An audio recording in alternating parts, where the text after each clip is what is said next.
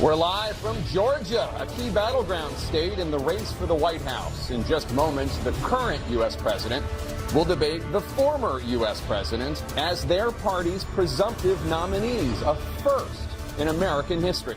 This is the CNN presidential debate. A pivotal moment between President Joe Biden and former President Donald Trump in their rematch for the nation's highest office. President Trump will be on the left side of the screen. President Biden will be appearing on the right. A coin toss determined their positions. Each candidate will have 2 minutes to answer a question and 1 minute each for responses and rebuttals. An additional minute for follow-up, clarification, or response is at the moderator's discretion. Now, please welcome the 46th President of the United States, Joe Biden. Folks, how are you?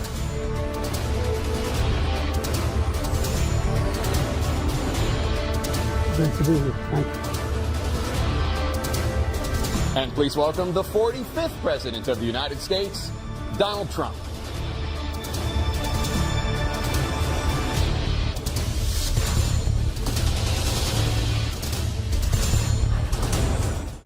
Gentlemen, thanks so much for being here. Let's begin the debate, and let's start with the issue that voters consistently say is their top concern, the economy. Biden, inflation has slowed, but prices remain high. Since you took office, the price of essentials has increased. For example, a basket of groceries that cost $100 then now costs more than $120. And typical home prices have jumped more than 30%. What do you say to voters who feel they are worse off under your presidency than they were under President Trump? Take a look at what I was left when I became president, what Mr. Trump left me. We had an economy that was in free fall. The pandemic was so badly handled. Many people were dying. All he said was, it's not that serious. Just inject a little bleach into your arm. You'll be all right. The economy collapsed. There were no jobs. Unemployment rate rose to 15%. It was terrible. And so what we had to do is try to put things back together again. And that's exactly what we began to do. We created 15,000 new jobs. We brought out the position where we have 800,000 new manufacturing jobs. But there's more to be done. There's more to be done. Working class. We should have is getting us out of that COVID mess. He created mandates that was a disaster for our country. But other than that, we had given them back a country where the stock market actually was higher than pre-COVID, and nobody thought that was even possible. The only jobs he created are for illegal immigrants and bounce-back jobs, a bounce-back from the COVID. He has not done a good job. He's done a poor job, and inflation's killing our country. It is absolutely killing us. Well, look, the greatest economy in the world, he's the only one who thinks that, I think. I don't know anybody else who thinks he had the greatest economy in the world. Follow up, if I can. Am I allowed to respond to him? Well, I'm going to ask you a follow-up. You can do whatever you want with the minute that we give you. It's going to cost countries that have been ripping us off for years, like China and many others, in all fairness to China. It's going to just force them to pay us a lot of money, reduce our deficit tremendously, and give us a lot of power for other things. But he made a statement. The only thing he was right about is I gave you the largest tax cut in history. I also gave you the largest regulation cut in history. That's why we had all the jobs. And the jobs went down, and then they bounced back, and he's taking credit for bounce-back jobs. You can't do that. He also said he inherited 9% inflation. No, he inherited almost no inflation, and it stayed that way for 14 months. And then it blew up under his leadership because they spent money like a bunch of people that didn't know what they were doing, and they don't know what they were doing. It was the worst, probably the worst administration in history. There's no Afghanistan is concerned. I was getting out of Afghanistan, but we were getting out with dignity, with strength, with power. He got out. It was the most embarrassing day in the history of our country's life that nobody else has had. We got hit with COVID. We did a lot to fix it. I gave him an unbelievable situation with all of the therapeutics and all of the things that we came up with. We gave him something great. Remember, more people died under his administration, even though we had largely fixed it. More people died under his administration than our administration, and we were right in the middle of it, which is a disaster, mandating it. The vaccine went out. He did a mandate on the vaccine, which is the thing that people most objected to about the vaccine. And he did a very poor job, just a very poor job. And I will tell you, not only poor there, but throughout the entire world, we're no longer respected as a country. They don't respect our leadership. They don't respect the United States anymore. We're like a third world nation between weaponization of his election, trying to go after his political opponent. all of the things he's done. We've become like a third world nation, and it's a shame. The damage he's done to our country, and I'd love to ask him, and will, why he allowed millions of people to come in here from prisons, jails, and mental institutions to come into our country and destroy our country.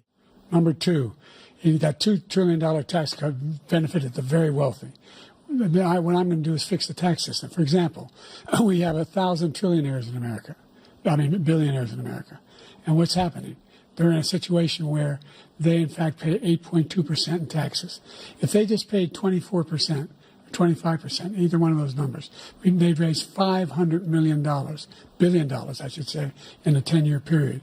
We'd be able to wipe out his debt. We'd be able to help make sure that all those things we need to do, child care, elder care, making sure that we continue to strengthen our health care system, making sure that we're able to make every single solitary person eligible for what I've been able to do with the COVID, with dealing with everything we have to do with, look, if we finally beat Medicare. Thank you, President Biden. President Trump?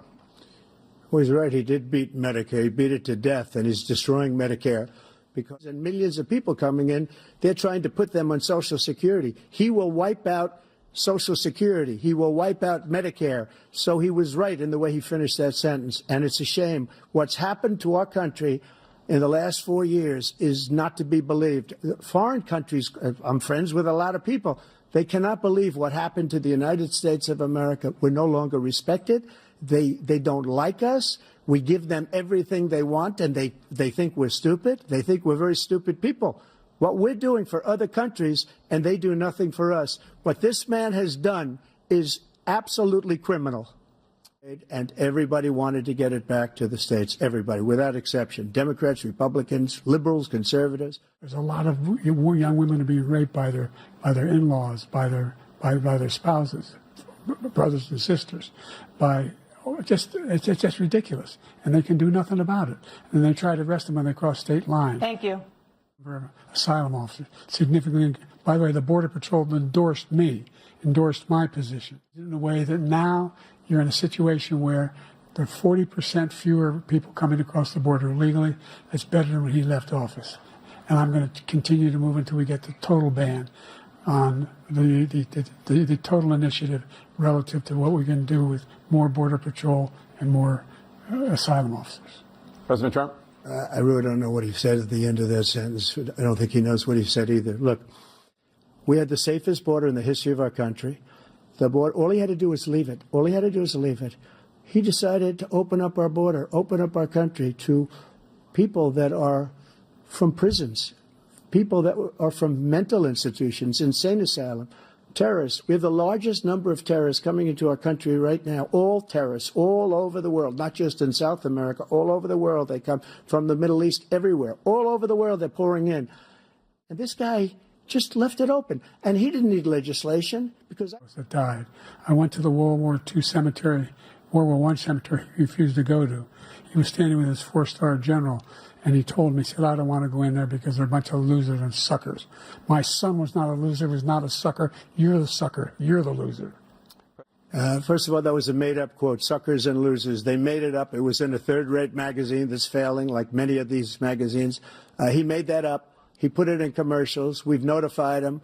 We had 19 people that said I didn't say it. And think where he goes after his political opponent because he can't beat him fair and square. 2 days ago, on tape to her daughter, who's a documentary filmmaker, they say. But she's saying, oh, no, it's my responsibility. I was responsible for this. Because I offered her 10,000 soldiers or National Guard, and she turned them down. And the mayor in writing, by the way, the mayor in writing turned it down, the mayor of D.C. They turned it down. I offered 10,000 because I could see. I had virtually nothing to do. They asked me to go make a speech. I could see what was happening. Give you a minute. The only person on this stage is a convicted felon is the man I'm looking at right now. And the fact of the matter is, what he's telling you is simply not true. The fact is that there was no effort on his part to stop what was going on up in Capitol Hill. And all those people, every one of those who were convicted, turned over desks, turned them over statues. The idea that those people are patriots? Come on.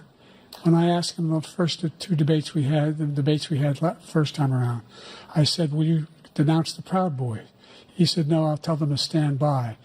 The idea he's refusing, will you denounce these guys?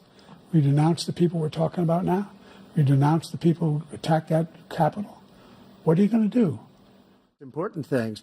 But he could be a convicted felon as soon as he gets out of office. Joe could be a convicted felon with all of the things that he's done. He's done horrible things. All of the death caused at the border, telling the Ukrainian people that we're going to want $1 billion or you change the prosecutor. Otherwise, you're not getting $1 billion. If I ever said that, that's quid pro quo. That we're not going to do anything. We're not going to give you $1 billion unless you change your prosecutor having to do with the son. This man is a criminal. This man, you're lucky. You're lucky. I did nothing wrong. We'd have a system that was rigged and disgusting. I did nothing wrong. Thank you. It's simply a lie, number one. Number two, the idea that you have a right to seek retribution against any American just because you're president is wrong. It's simply wrong. No president's ever spoken like that before. No president in our history has spoken like that before. Number three, the crimes that you are still charged with, and think of all the civil penalties you have. How many billions of dollars do you owe in civil penalties for molesting a woman in public, for doing a whole range of things, of having sex with a porn star on the night while your wife was pregnant? I mean, what are you talking about? You have the morals of an alley cat. I didn't have sex with a porn star, number one.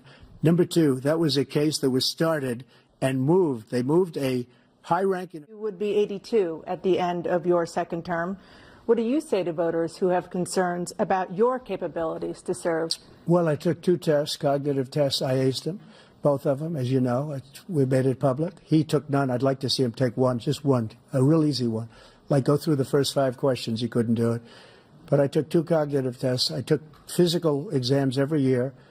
And, you know, we knock on wood wherever we may have wood, that I'm in very good health. I just won 2 club championships, not even senior. 2 regular club championships. To do that, you have to be quite smart, and you have to be able to hit the ball a long way, and I do it. He doesn't do it. He can't hit a ball 50 yards. He challenged me to a golf match. He can't hit a ball 50 yards. I feel that I'm as in good a shape as I was 25, 30 years ago. Actually, I'm probably a little bit lighter, but I'm in as good a shape as I was years ago. I feel very good. I feel the same. But I'd be happy to have a driving contest with him. I got my handicap, which when I was vice president, down to a 6. But by the way, I told you before, I'm happy to play golf if you carry your own bag. Think you can do it? That's the biggest lie. That he's a 6 handicap of all. I was an 8 handicap. Yeah. 8. Never. But I had, you know, how many? I've seen you swing. I know you swing. Let's not act like children. President Trump, we're going to 21 turn Let's not act like children. You to are a a child. specific...